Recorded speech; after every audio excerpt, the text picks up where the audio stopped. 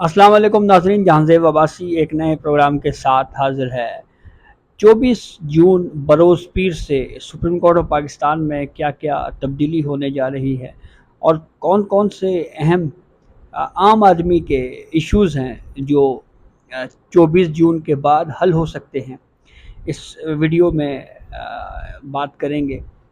ہماری ریکویسٹ آپ سے یہ ضرور ہے کہ ہمارا چینل سبسکرائب کر لیں تاکہ ہر نئی آنے والی ویڈیو آپ کو بر وقت مل سکے۔ تو 24 جون کو جو آج چیف جسٹس آف پاکستان قاضی فائز عیسیٰ صاحب نے بھی اس بات کا عندیہ دیا ہے کہ اگر نوٹیفیکیشن ہو جاتا ہے تو chief justice Lahore high court Malik Shahzad Ahmed جو ہیں ان کا سپریم کورٹ آف پاکستان میں بطور جج وہ اوتھ لے لیں گے، اور نہ صرف وہ بلکہ 2 اور ججز سپریم کورٹ میں مزید اس کے علاوہ بھی ایڈ ہوں گے۔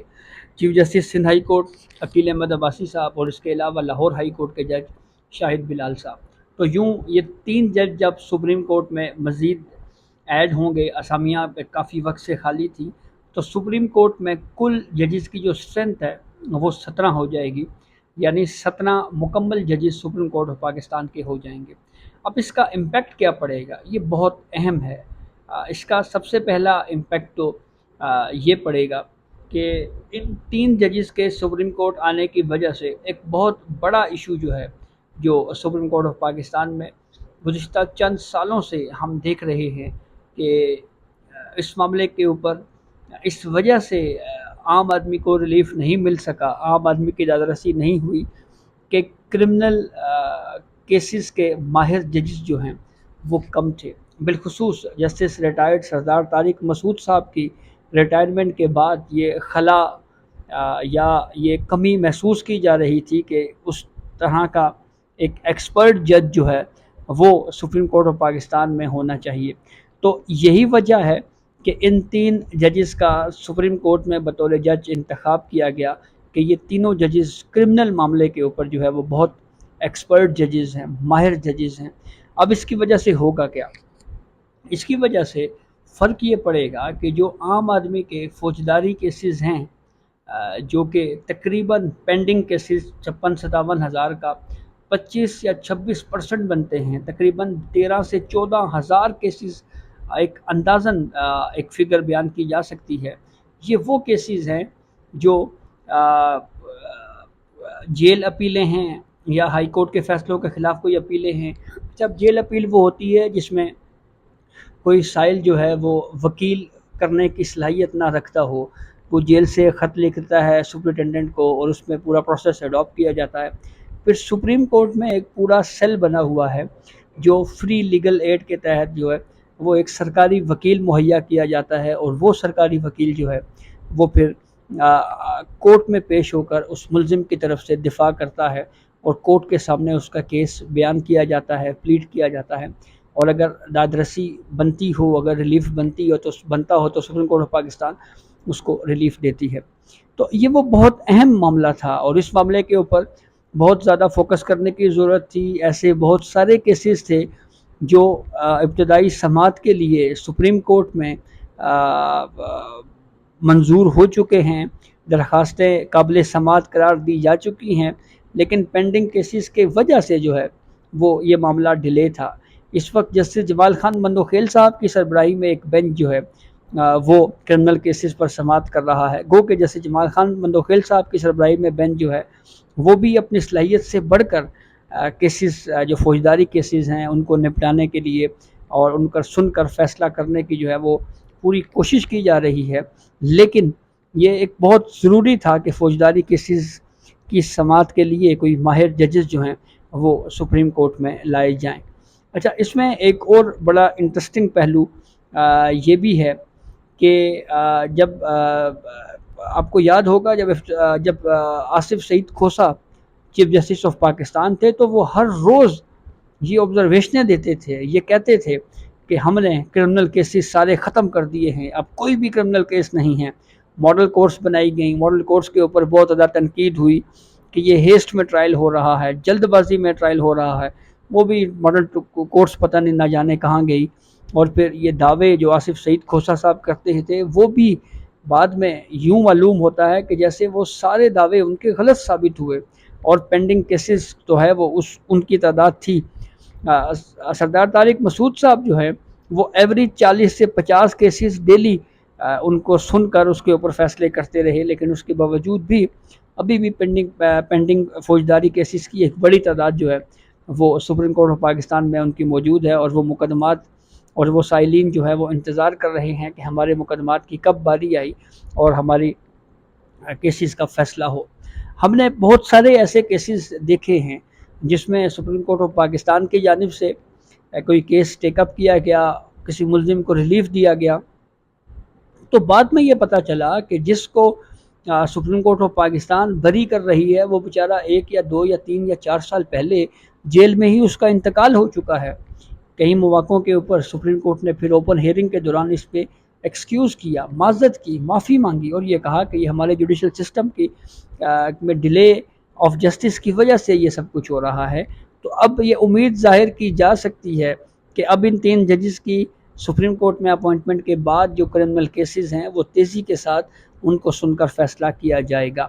دوسرا اہم معاملہ، جب chief justice Lahore high court Shahzad Ahmed Malik کی سپریم کورٹ میں اپوائنٹمنٹ ہوگی تو پھر اب دیکھنے والی بات یہ ہے کہ لاہور ہائی کورٹ میں جج جو ہے وہ چیف جسٹس کس کو لگایا جاتا ہے۔ جیسے جسٹس شجاعت صاحب کے بجائے جسٹس عالیہ نیلم صاحبہ کا نام آ رہا ہے کہ ان کو بطور chief justice Lahore high court لگایا جائے گا۔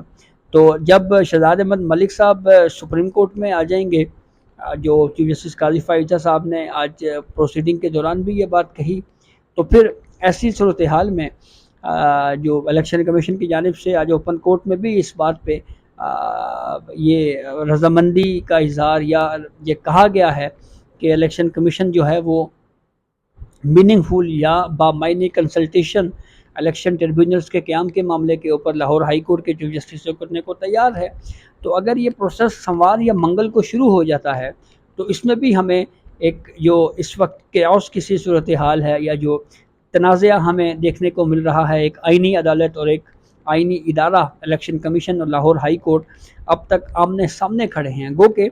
آج بالکل رائٹلی کہا جسٹس نعیم اختر افغان صاحب نے کہ جو تنازعہ ہمیں لاہور ہائی کورٹ میں دیکھنے کو مل رہا ہے یا پنجاب میں جو صورتحال ہمیں دیکھنے کو مل رہی ہے، یہ صورتحال ہم نے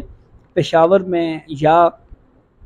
خیبر پختونخوا میں یا بلوچستان میں نہیں دیکھی، تو وائی صرف پنجاب ہی کیوں؟ یہ سوال بذات خود بہت اہمیت کا حامل ہے۔ اس کی کیا ریزن ہے اور اس پہ کیا خط و کتابت ہوئی، الیکشن کمیشن نے کیا موقف اختیار کیا، جو دیگر صوبائی ہائی کورٹس ہیں انہوں نے کیا موقف اختیار کیا؟ تو ان تمام پہلوؤں کا جائزہ لے کر سپریم کورٹ اس ایشو کو ڈیسائیڈ کرنے جا رہی ہے۔ تو اس سے بھی جو ایک تنازع کسی صورتحال ہے وہ ہمیں حل ہوتی ہوئی، بہتر ہوتی ہوئی نظر آ رہی ہے۔ اور پھر اسی سے جڑی ہوئی ایک اور ڈیولپمنٹ یہ بھی ہے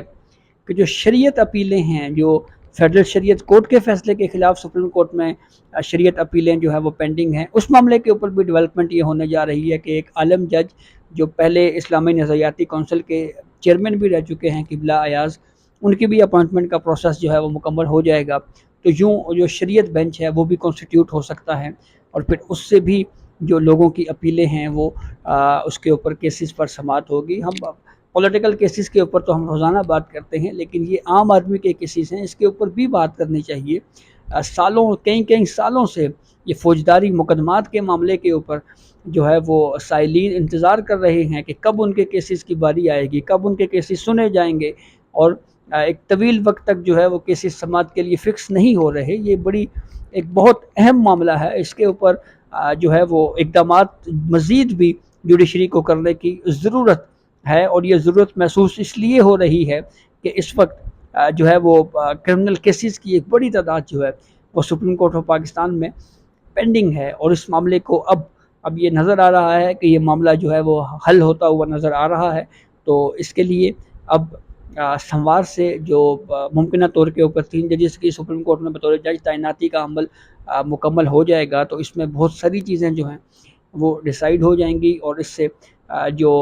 نہ صرف عام آدمی کو انصاف ملنے کی بھی توقع ہے، کم از کم ان کے کیسز سماعت کے لیے فکس ہوں گے